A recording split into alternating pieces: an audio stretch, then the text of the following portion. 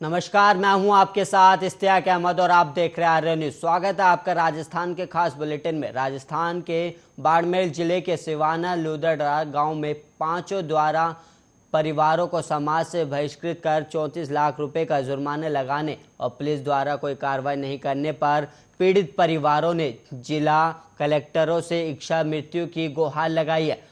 पंचों के खिलाफ सिवाना थाने में केस दर्ज है और दर्ज मामले में पुलिस द्वारा कोई कार्रवाई नहीं करने पर दोनों पीड़ितों ने परिवार के सदस्यों के साथ कलेक्टर को पत्र भेजकर इच्छा मृत्यु की अनुमति मांगी है। दरअसल पीड़ित खंगार सिंह और फौजराज सिंह के चचेरे भाई की पुत्री ने सिवाना के प्रेम सिंह पुत्र कान सिंह पुरोहित के साथ 13 जून 2020 को शादी कर ली थी। इस कारण गांव के कुछ लोगों ने उन्हें सामाजिक रूप से प्रताड़ित कर समाज से बाहर करने की योजना बनाई है और इस कारण झूठा फंसाकर पीड़ित के खिलाफ गोपनीय तरीके से षड्यंत्र करने लगे और समाज से बहिष्कृत करने की धमकियां देने लगे। जबकि इस मामले में पीड़ित परिवार का कहना है कि इनका प्रेम विवाह से कोई लेना देना नहीं था, फिर भी समाज से बहिष्कृत करने की पूरी तैयारी की और अंत में लोगों ने एक झूठी पंचायती कर अंगार सिंह और फौजराज सिंह के ऊपर 17 लाख भरने का फरमान सुनाया था। इसके बाद पीड़ित परिवार ने समाज से बहिष्कृत कर 34 लाख रुपए जुर्माने लगाने वाले जातीय पंचों के खिलाफ कोर्ट के जरिए पुलिस थाना सिवाना में गत 7 अगस्त को मामला दर्ज करवाया था।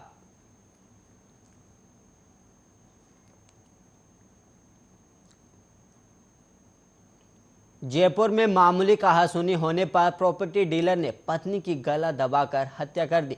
विष्णु शर्मा निवासी शांतिनगर गुर्जर की थड़ी मानसरोवर ने रिपोर्ट दर्ज कराई है और उन्होंने बताया कि उनकी बेटी शिखा की शादी 20 फरवरी 2015 को ऋषिराज शर्मा निवासी टोंके के साथ हुई थी और शिखा के एक बेटा एक बेटी भी है और परिवार के साथ मेट्रो प्राइम बलदेव नगर मान्यवास में रहते थे। शादी के बाद से ही ऋषिराज शिखा के साथ छोटी छोटी बातों पर झगड़ा करने लगा था और शिखा ने यह बात कई बार बताई भी थी। ऋषिराज को समझाने के प्रयास भी किए गए। विवाहिता का शव कमरे में फर्श पर पड़ा मिला, उसके गले पर चोट के निशान थे। पिता ने शुक्रवार को दामाद के खिलाफ मानसरोवर थाने में हत्या की रिपोर्ट दर्ज कराई और शनिवार को पति को गिरफ्तार कर लिया गया और इस मामले की जांच मानसरोवर थानाधिकारी दिलीप सोनी कर रहे हैं।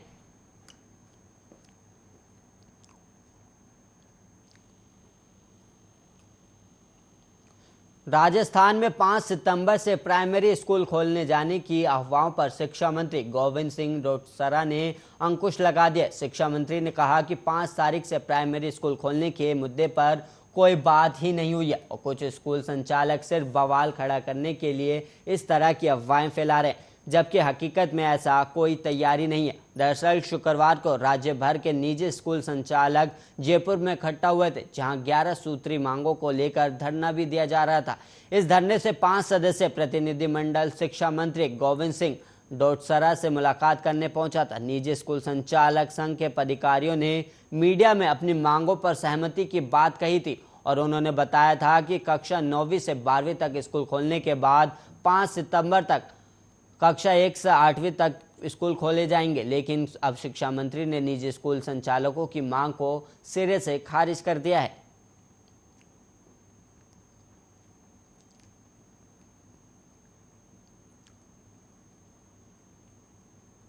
जयपुर में 2 साल की बच्ची से रेप का मामला सामने आया है। नाबालिग आरोपी सीढ़ियों के पास खेल रही बच्ची को उठाकर कमरे में ले गया था। उसे पलंग पर रेप करते हुए आरोपी की भाभी ने देख लिया। उसने चीखते हुए बच्ची की मां को बुलाया, तभी आरोपी भाग गया और पुलिस ने 24 घंटे में किशोर को हिरासत में लेकर अहम सबूत जुटाए और कोर्ट में चालान भी पेश किया गया और बच्ची का मेडिकल करवा कर दोनों गवाहों के बयान कराए गए। आरोपी को गिरफ्तार करने के लिए 15 पुलिसकर्मियों की 4 टीमें बनाई गई थी, तब जाकर 24 घंटे के अंदर उसे पकड़ा जा सका है।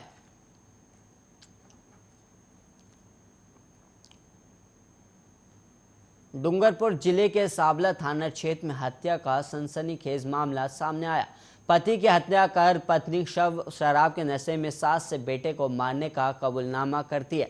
नशे में कहती है कि तुम्हारे बेटे को मारकर कमरे में बंद करके आई हूँ, अब तुम्हारे साथ रहूंगी। सास बहू की बात पर विश्वास नहीं करती है और घर से चले जाने को कहती है। 4 दिन बाद कमरे से बदबू आने पर वारदात के सच होने का पता चला है। पुलिस ने गेट तोड़कर देखा तो शव काला पड़ चुका था और कीड़े लग गए थे। वारदात 23 अगस्त की है। दोनों की 6 महीनों पहले शादी हुई थी।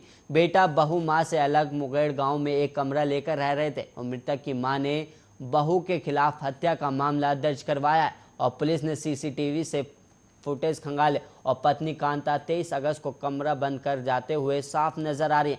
इसके बाद ये कमरा कभी नहीं खुला और साबला थानाधिकारी मनीष कोईवाल ने बताया कि फिलहाल पुलिस मामले की जांच कर रही है।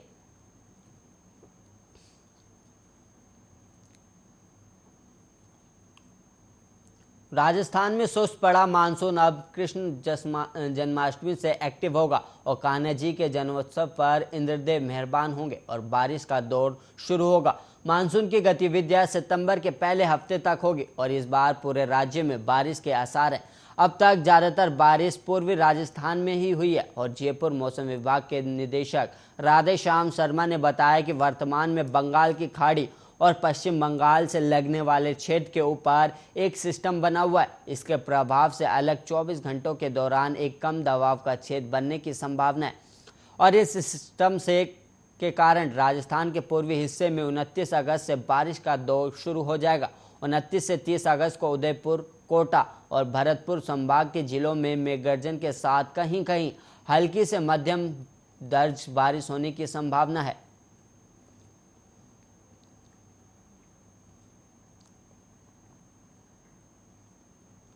दौसा जिले में पंचायती राज चुनाव के बीच हवाई फायरिंग का एक वीडियो एसपी तक पहुंचने के बाद पुलिस अधिकारी हरकत में आ गए और ये वीडियो मानपुर थाना क्षेत्र का बताया जा रहा है और एक गांव में बर्थडे पार्टी के दौरान बीच सड़क पर ही युवक फायरिंग कर रहे हैं और एसपी अनिल बेनीवाल ने इस वीडियो की जांच के आदेश भी दे दिए हैं।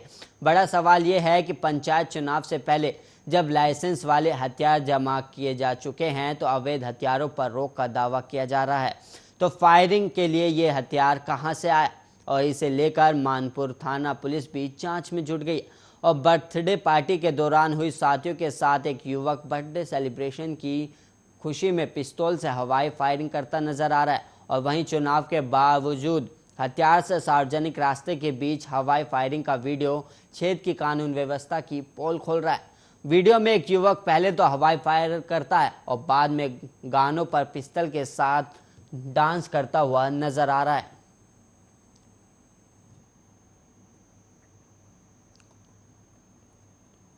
राजस्थान में कोयले की कमी से बिजली का बड़ा संकट गहरा गया है। काली सिंधी और सूरतगढ़ थर्मल प्लांट की सभी यूनिट ठप हो गई है। कोयला संकट और बिजली उत्पादन गड़बड़ाने से राज्य के ग्रामीण और कस्बाई क्षेत्रों में अघोषित बिजली कटौती शुरू हो गई है।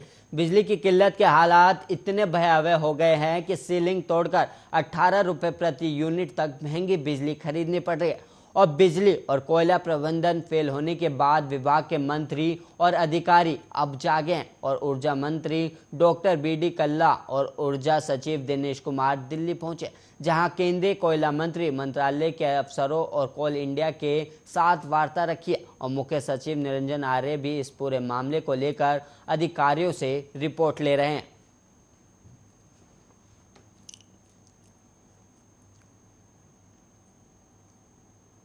अफगानिस्तान में तालिबान के शासन के साथ ही कई देश अब अफगानिस्तान के लिए खड़े हो गए और वहीं आपको बता दें कि अब सोच में पड़ गए हैं कि आखिर तालिबान से रिश्ता रखना उनके लिए घाटे का सौदा होगा या फिर फायदे का। और इस वक्त पूरी दुनिया की नज़रें विश्व शक्तियों की तरफ है कि आखिर वो इस बारे में क्या सोचते हैं और ऐसे में ये समझना भी जरूरी है कि अमेरिका को अपना प्रतिद्वंदी मानने वाला रूस इस बारे में क्या सोचता है और उसका अगला कदम क्या होगा। इस रिपोर्ट में हम आपको समझाते हैं।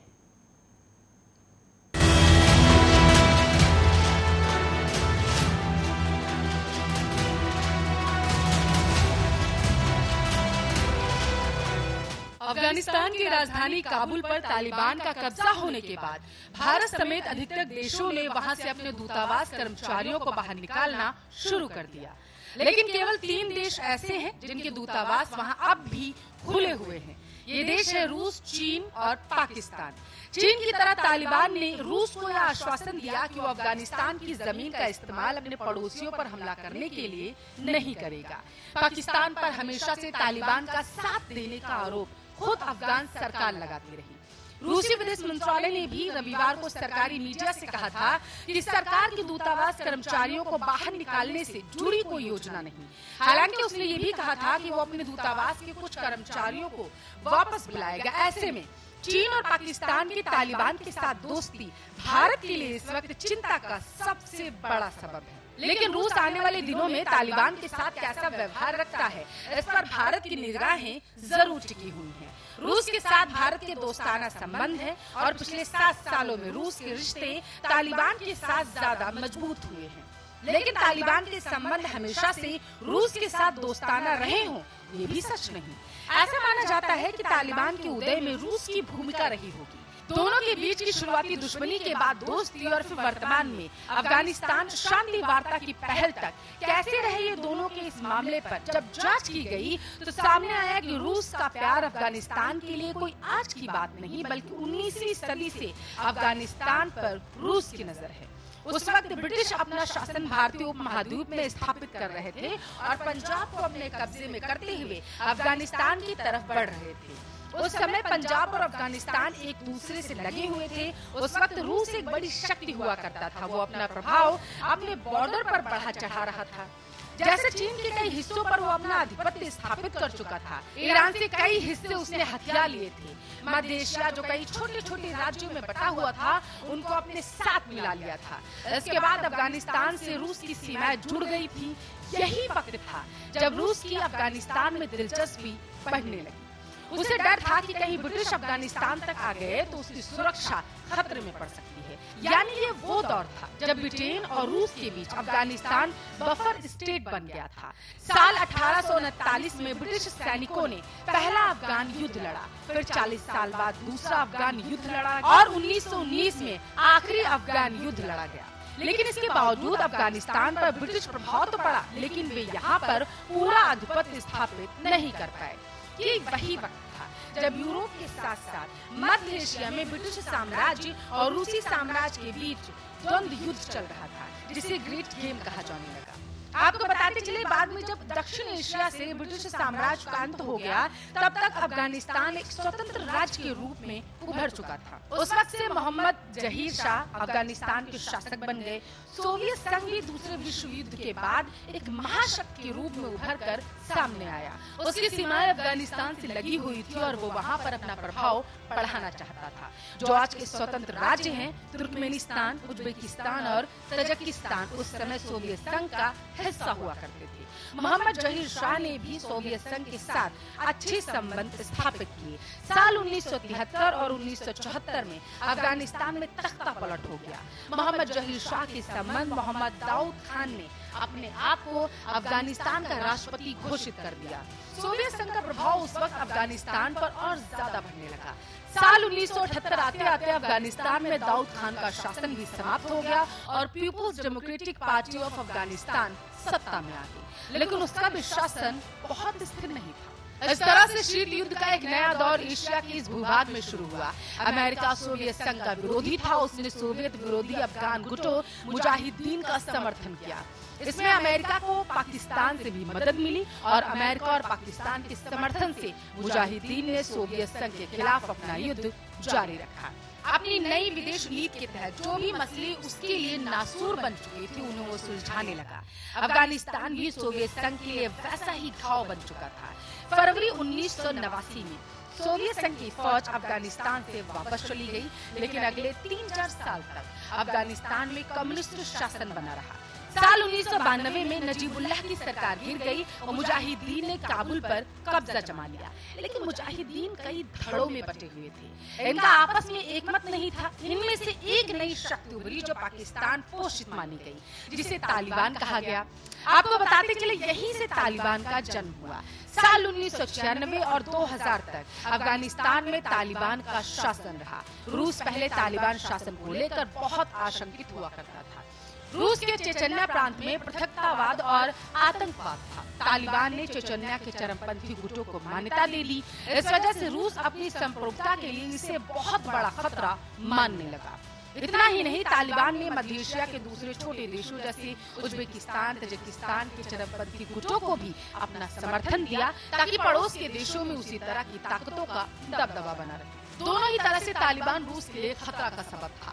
इस वजह से अमेरिका पर 9/11 का आक्रमण जब हुआ, तब रूसी राष्ट्रपति ने सबसे पहले अमेरिकी राष्ट्रपति जॉर्ज बुश को फोन कर अपना समर्थन दिया। अफगानिस्तान पर अमेरिका ने आतंकवाद के विरुद्ध जो युद्ध की घोषणा की, उसमें भी रूस ने अमेरिका का साथ दिया। एक समय ऐसा आया जब अमेरिकी फौज को सामान पहुंचाने के लिए रूसी रास्ते का इस्तेमाल किया जाने लगा।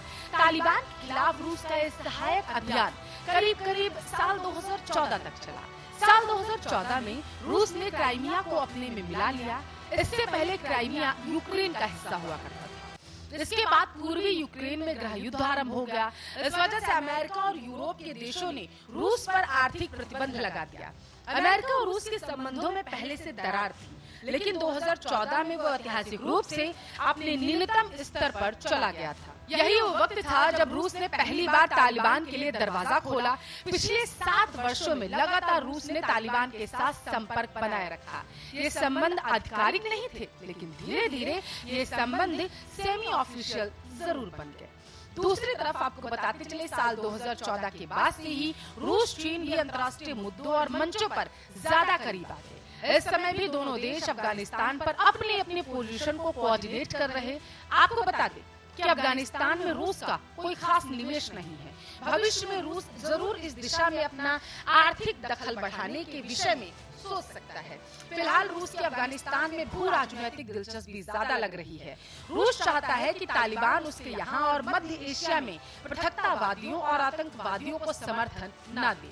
इसके अलावा चीन की तरह ही रूस भी चाहता है कि अमेरिका का प्रभुत्व एशिया के इस हिस्से में न बढ़े। हालांकि औपचारिक रूप से रूस ने तालिबान को अफगानिस्तान में अभी मान्यता नहीं दी, लेकिन इतना जरूर है कि अशरफ गनी सरकार के मुकाबले तालिबान अफगानिस्तान को ज्यादा स्थायित्व दे सकता है या दे रहा है। दूसरी तरफ तालिबान के सैनिक काबुल में रूसी दूतावास की सुरक्षा में लग गए, लेकिन ये भी सच है कि रूस हड़बड़ी में तालिबान को मान्यता नहीं देना चाहता। फिलहाल रूस को नहीं मालूम कि तालिबान ने जो भी वादा रूस से किया उसे वो निभाएगा भी या फिर नहीं। रूस अपनी अंतर्राष्ट्रीय छवि को लेकर भी थोड़ा सतर्क है। अगर इन दोनों मुद्दों पर तालिबान की तरफ से रूस आश्वस्त हो जाता है, तो हो सकता है, जानकार मानते हैं कि वो तालिबान को आधिकारिक तौर पर मान्यता भी दे दे। हालांकि अंतर्राष्ट्रीय स्तर पर तालिबान को लेकर चिंता जताई जा रही है कि उनके राज में अफगान लोगों के मानवाधिकार सुरक्षित नहीं होंगे, खास तौर पर महिलाओं के। लेकिन मानवाधिकार के मुद्दे पर रूस अमेरिका और यूरोप के देशों के साथ नहीं रहा।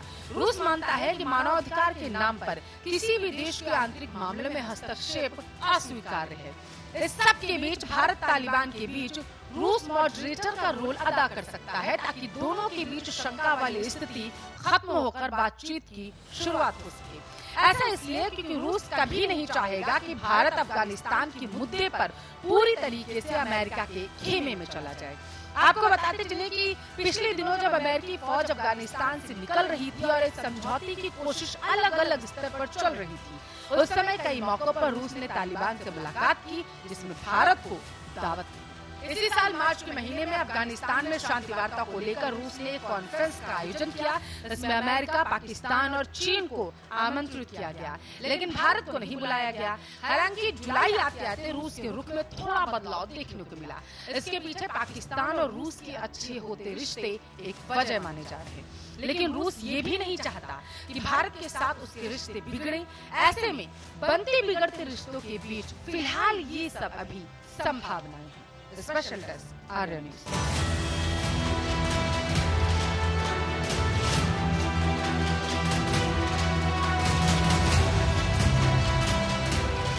और वहीं इसी के साथ इस बुलेटिन में इतना ही। ऐसे ही देश और दुनिया की तमाम खबरों के लिए आप देखते रहिए आर्य न्यूज़।